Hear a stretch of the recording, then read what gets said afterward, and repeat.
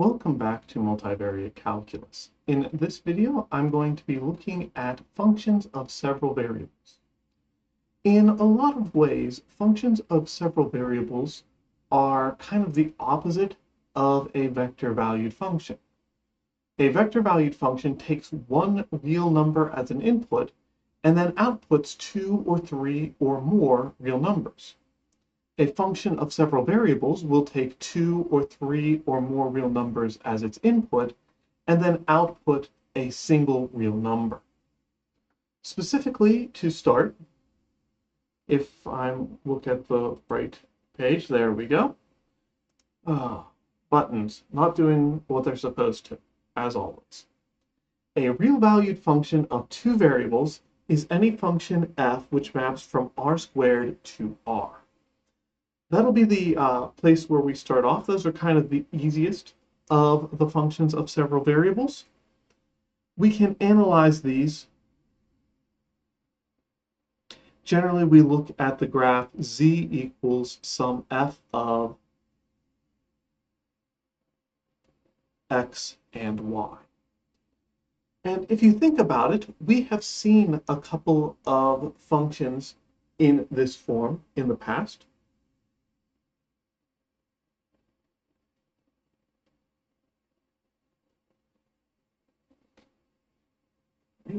We were looking at various cones and other quadratic surfaces, some of which you could rearrange and solve for z. So those are functions of several variables that we've studied already.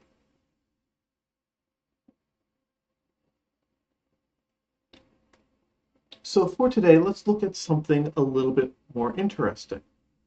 How about the function f of x and y is equal to x squared over y plus 1. The first thing I'm going to do is jump into GeoGebra, where we can try to have it graph this function. There we go. I think that's a little bit more readable. But you can see that I have typed in the function in question. I typed z instead of f of x and y, but it's the same basic idea. And we were able to get this curve as our output. Before we get into trying to analyze what this curve is doing, it's always worth taking a moment, making sure we understand what the coordinate system actually is. So notice here that I've got the x-axis coming mostly at us. The y-axis is going off to the side. The z-axis is going upward. That's not going to last for very long because my immediate intention is to drag this around a little bit and see if we can make some sense of what this thing is actually doing. And the first feature I notice is there is a hard line here. I know it's hard for you to tell what's going on because the screen is a little bit small, but if I'm looking at the actual screen, I can read that that line is happening at y equals -1. And that makes sense. We know that this function is undefined when y is equal to -1, so an asymptotic discontinuity is not that surprising. If I look at this curve from other directions, I can see a parabolic shape, and then if I look over here, I can see a somewhat different looking parabolic shape. So those are some signs of things that might be helpful to us in analyzing this curve. And then if I come back to that view I was looking at to start with, the other thing that I notice is that from this view, I've got kind of these swooping lines that are vaguely reminiscent to me of the graph of a hyperbola, specifically the y equals 1/x hyperbola. And that's not too surprising either when I look at the function we're dealing with. But let's get back to my note page. And let's go ahead and try to use the tools we've talked about before in analyzing this curve. The traces in this case are not going to be all that useful. Remember, to find the traces, you're going to try to set x equal to 0. Well, in this case, when x is equal to 0, I just get that z is equal to 0, and there's not a lot going on there.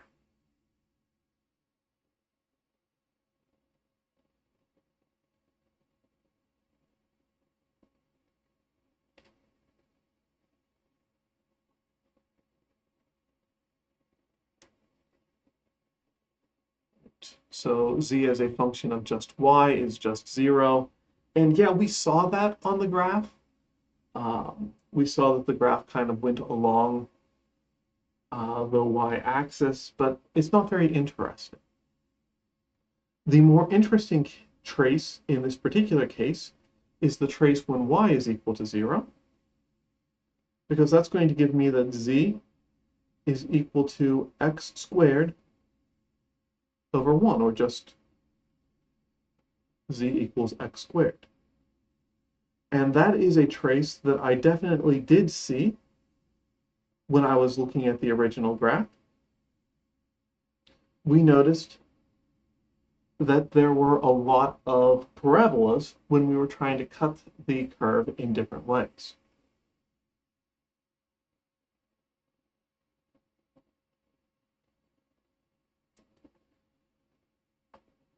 The other tool that we've used in the past for studying a graph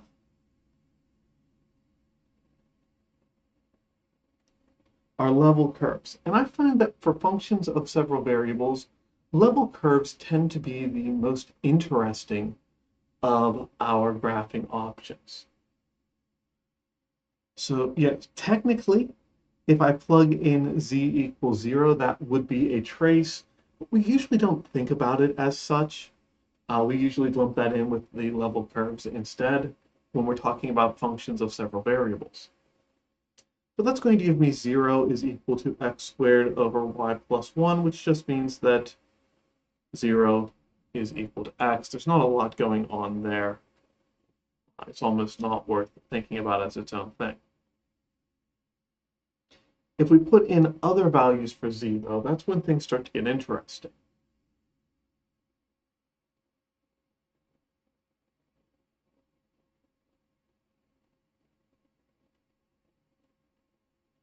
If I plug in z equals 1, I get out the level curve y equals x squared minus 1.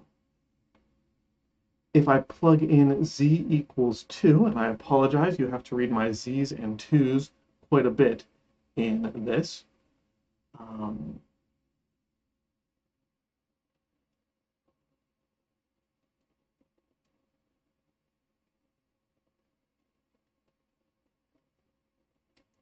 But then you get another parabola. And I'm not going to go through and write out all of these. I think you kind of get the point pretty quickly that if you plug in z equals 1,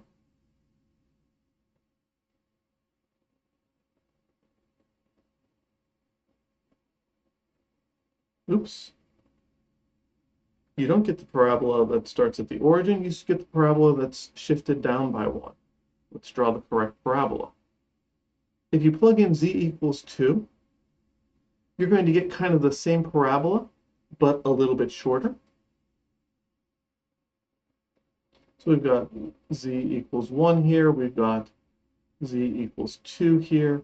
And if I did the same thing again, you could get another curve going down even lower at z equals 3, and so on.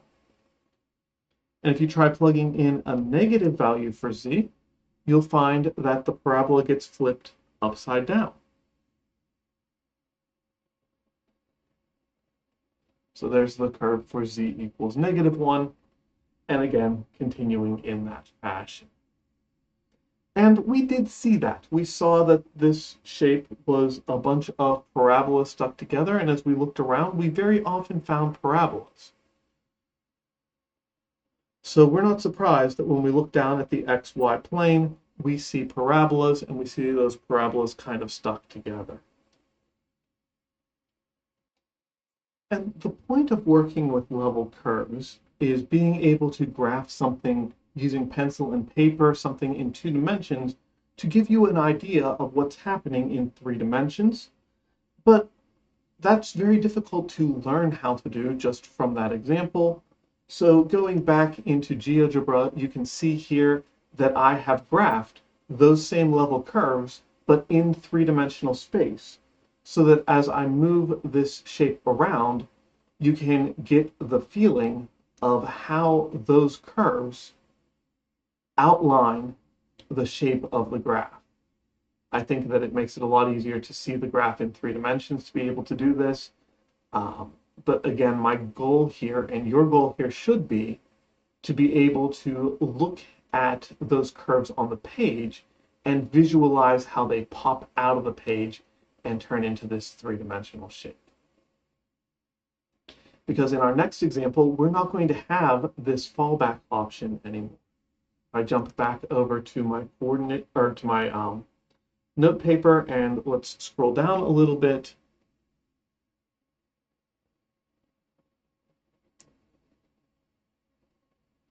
What if we have a function of x, y, and z, a real valued function of three variables this time? Well, traditionally, if we need another variable, we'll just call it w and go right ahead into that. But I find that incredibly difficult to follow. I find it hard to understand where I'm going with things when I start introducing that.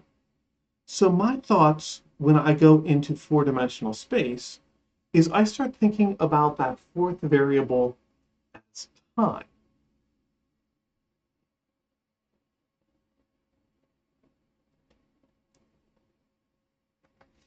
So trying to just directly graph a function in three variables like this requires four-dimensional space.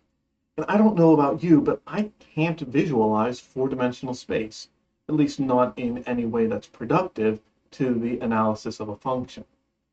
So instead, I need to rely on that simplifying step. Well, in a function of two variables, it would give us level curves. In a function of three variables, it will give us level surfaces. And here's where that time analogy starts to really make things make sense.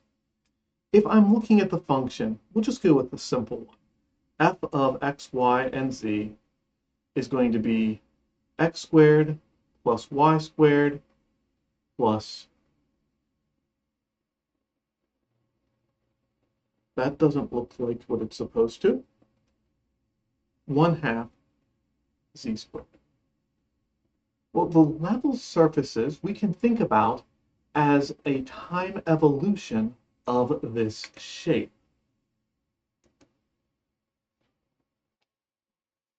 If I can hit the right button, we can get back into GeoGebra and start looking at this graph. So the first level surface would be plugging in t equals 0. And as you can see from the picture, there's not really anything going on. So I guess we go up to the next one. When t is equal to 1, and now all of a sudden we have this egg shape.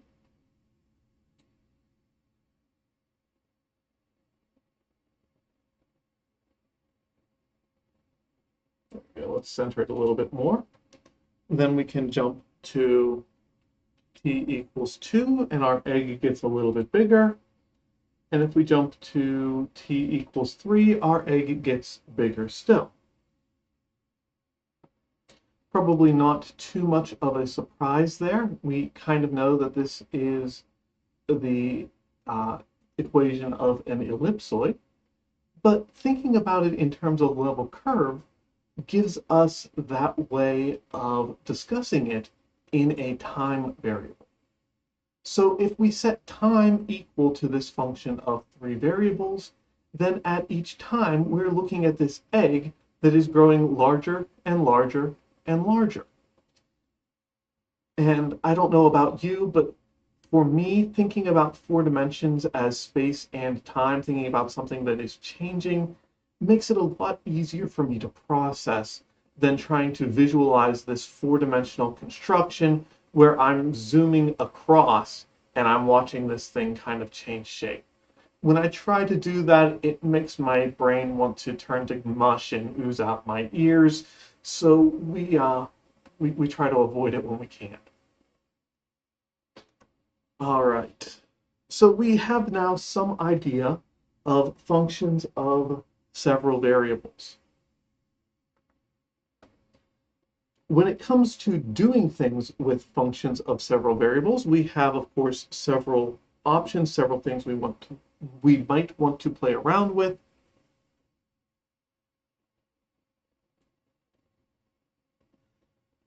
The one that I am particularly interested in is the idea of composition. So to make some sense of this, let's go back to that function we looked at to begin with. F of x and y is equal to x squared over y plus 1. If I try to plug in, well, in order to plug in for this, I need an x and a y. So I guess a vector valued function would be an easy way of dealing with that. If I have r of t equal to, say, 2t and t minus 1, well, then I have x of t and I have y of t. And if I try to plug this in, I get f of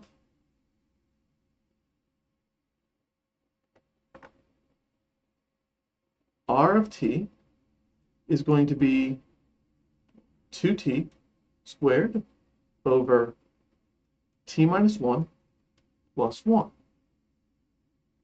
And what I hope you notice immediately is that this is no longer a function of several variables.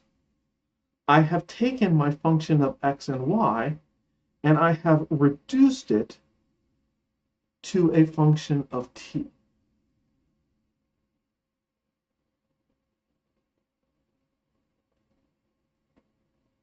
And in fact, I have reduced it to the function 4t.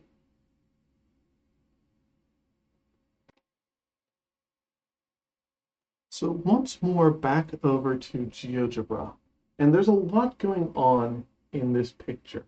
I'm actually going to zoom out a little bit, and let's see if I can scroll this around into a way that's a little bit more easily read. A little bit hard to do, but I think that's probably the best we're going to do, actually. All right. So I hate trying to name colors because I'm colorblind, and I have a filter on this, so the colors that I named on my screen are not the colors that you're looking at. But I think this is orange. It's the same surface in space that we got from graphing z equals f of x and y. In yellow here, I have graphed out this path. R of t is 2t, t minus 1, and then I plugged in z equals 0 just to put it on the xy plane. And then it's really hard to see what happened here, but in the blue color, I have the trace that comes out of this. And so if I rotate this around just a little bit, here now we are looking along the curve that we're following, right? This is r of t. And all we're doing is cutting out a path for that r of t. If I chose a different parameterization, let's just go in here and change that from just being a t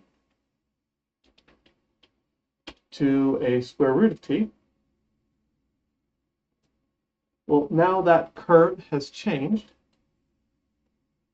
and I need to change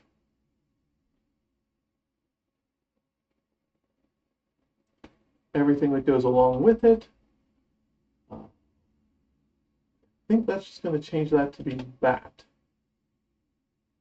And once again, you can see that now that I'm following a different path, I just take that path and I come up here and I trace out where that path follows along in the curve of the function.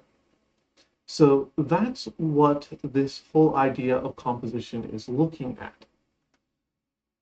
I don't know if this is going to make it better or worse, but the idea here, if we have a surface z equals f of x and y, and we have a path r of t, the way I try to imagine it is just imagine that you took the horizontal surface that path passes through, or create a horizontal surface following that path, and look to see what that surface cuts out in the surface that is the function. And it's that path across the top that we get out of this. So we can start looking at following a particular path through a surface, and mathematically we can represent that using function composition. Of course, we can get a little bit crazier.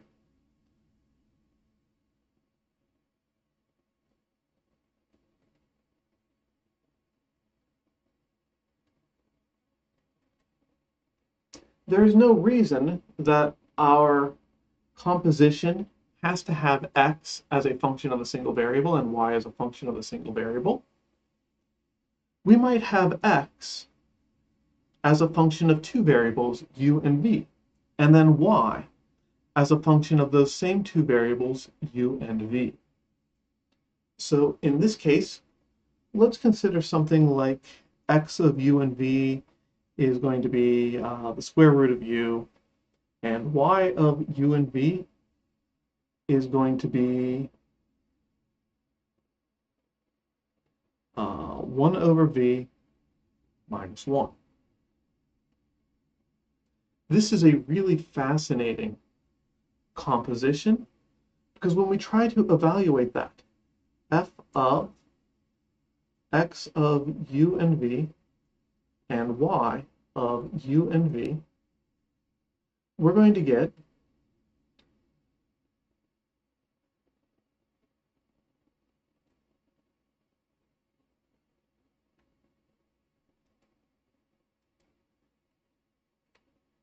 u times v.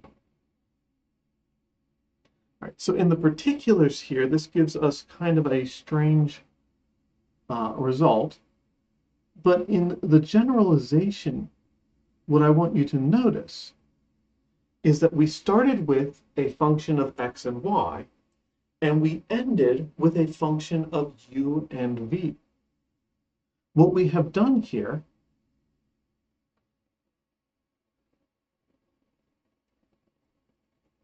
has been a change of variables. The power of a change of variables is something you've probably experienced at some point in the past. I always think about change of variables going back to problem solving in physics. I was introduced to this process in a physics course well before I ever took any courses in mathematics that went through things like this. But let's imagine that you are working with a block sitting on an inclined plane. And okay, let's make this even crazier. Let's attach a spring to the block, which is sitting on the inclined plane. And once we have done that, we can start looking at the forces acting on this block. If it's been a while since you've taken physics, or if somehow you are taking calculus having never taken physics, don't worry too much about the details here, because this is not something I'm going to ask you to repeat.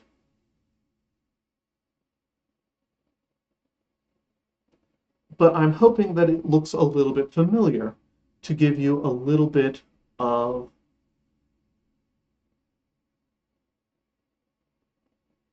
an application. But we have the force of gravity pulling the block downward. We have a spring force pushing or pulling the block along the plane. We have a frictional force doing the same thing. We have a normal force, which is acting perpendicularly to the plane. That's a lot of forces, and they're all going off at various angles, which makes analyzing this incredibly challenging. So for that reason, the typical approach of problem solving in a physics course is to say, well, I don't like my X and Y coordinate axes. I want to do something else. So let's make this the U axis, and let's make this the V axis. Now, 3 of my 4 forces are going right along one of the axes. This is going to be a relatively easy problem to solve. That's what we're doing here with our change of variables. In our particular case, we're not being even so kind as to stick with straight lines, and that's one of the reasons that I enjoy this topic, and I have enjoyed it more and more the further I have gone in my studies. But a quick reminder of the functions that we are dealing with here. F of x and y is x squared over y plus 1. X of u and v is the square root of u. And y of u and v is 1 over v minus 1. Rearranging that a little bit,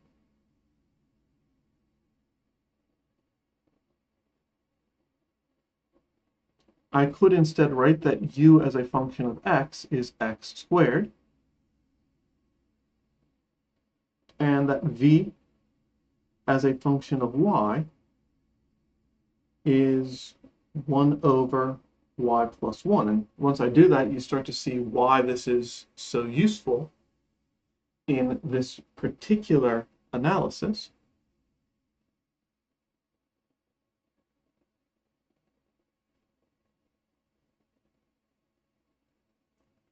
But I know what x squared looks like. It looks like parabolas. So here I have x squared equals 1. Here I have x squared equals 2, and so on. And then my 1 over y plus 1. That's going to give me these hyperbolic curves. And I know that following along in these curves is going to do good things to my understanding of my graph. Because if I jump back over to GeoGebra, we saw that. We saw that if we looked at this edge on, we got these curves that looked like reciprocal functions. And if we look at it top down, we got these curves that look like parabolas.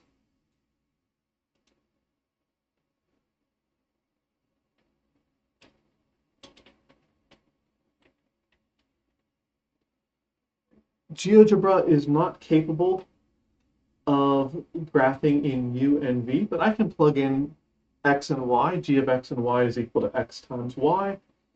And when I try to look at this graph, I get a shape that is a lot easier to understand. It's a saddle.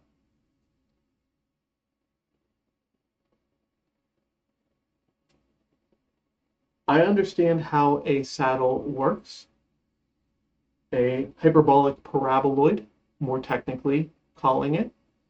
It's kind of oriented in 45 degrees instead of the way that it was when we studied it before, but we know how this shape works. We're familiar with it. This change of variables has taken a strange-looking graph and turned it into a familiar one. That's why this process can be so powerful. But for right now, the big thing that I'm looking at is I want to make sure that you are comfortable working with graphing in and of itself.